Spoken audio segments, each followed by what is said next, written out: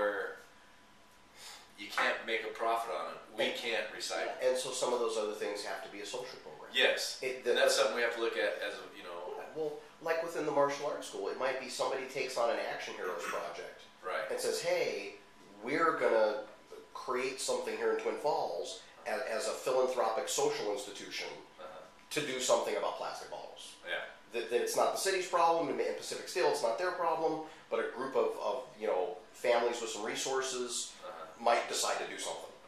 I saw a crazy thing. There was a lady in South America somewhere, Brazil, I think, I don't know, somewhere, where it's like crazy hot, right? And she has been taking 2-liter bottles, and she fills them with dirt, and she builds houses on them. Wow. And their whole houses built up. She just fills them with dirt and then stacks them? And then puts like mud and dirt in between. Oh, sure. And she's using the 2-liter bottle as the, and you walk at these houses and you see all these, and they hold up. Wow. If you think about it, that's a lot of weight. That's a solid mud wall when you're done. And like you said, they don't break down for a million years. Yeah. Right? And so it's like maybe we think up a crazy thing like that, Yeah, possibly. They keep talking about we need a rec center. It's got a distinct smell. You can definitely tell there's some metal out here. Yes.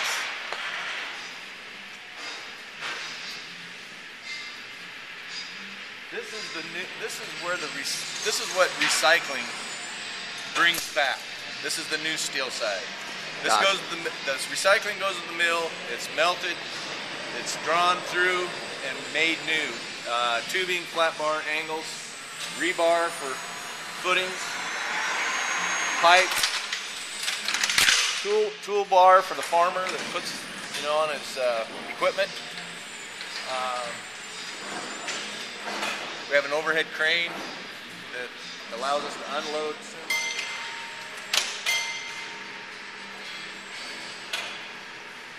Capable 15 tons.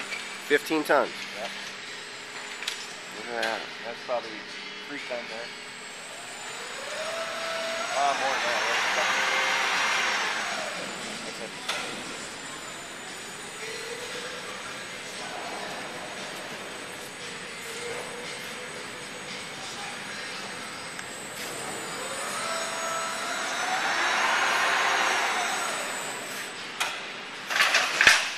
And then I see that a lot of this metal is kind of on these tracks here. Are those just so it's not laying on the ground? Correct. Yeah, so you can get your chains around it or the forklift under it. I got you. Yeah, otherwise you're doing a lot of rebar grading. For what? What do they do with that? You build stairs. Oh, gotcha. Any kind of like outside Yeah. stairs or platforms. I bet they took some of that over to Chobani, sure. You sure they did? Whole different world over here. Oh, I bet. Yeah, that when you think recycling, you kind of got that picture in mind, isn't it? Yeah. Just big old piles of stuff. But that's all of our scrap iron down here. This here is automobiles and pretty much household. I tin, gotcha. washers, dryers.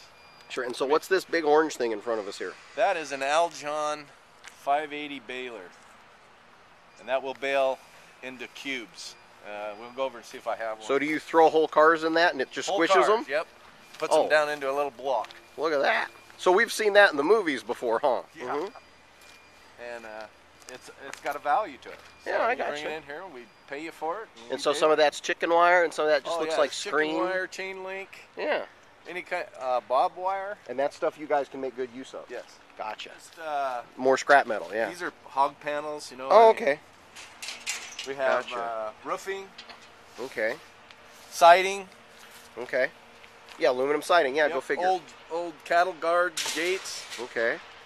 Automobiles, water heaters. Gotcha. I mean, it's a general mix of just about anything that's in your house. I got you. So if somebody's got an old water heater and appliance or something, it goes right here. If a magnet sticks to it, that's a good one to know. If it's metal and it doesn't stick to it, that just means it's aluminum, brass, copper, or whatever.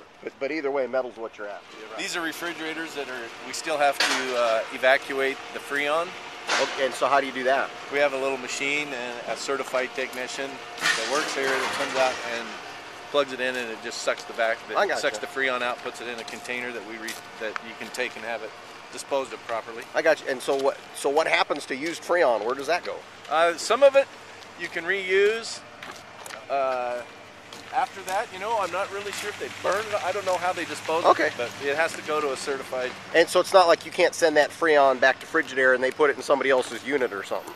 No. I'm You just can't. brainstorming. You Yeah. can if you have the proper machine. I gotcha. Separates all the different. Because there's so many different types of Freon. Really? Yeah. I had no idea. You have automobile. You have the stuff in freezers and washers, in refrigerators. Yeah, for the Boy Scouts, we'll have groups of kids come in, and we'll put them all on our truck scale and have them guess their weight.